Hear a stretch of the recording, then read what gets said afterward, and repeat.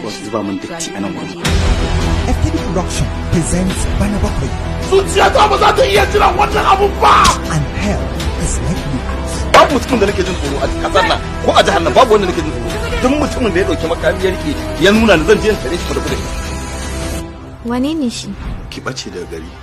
Kar a saki neman. When we seem confident enough to dare a devil. Ku dubi girman Allah kar ku taba min iyali. Kai ta iyalin kama kake kai da zaka mutu amma kana Kace kai jarumi ne. Now, crime becomes the order of the day. Wannan wani irin rashin adalci ne.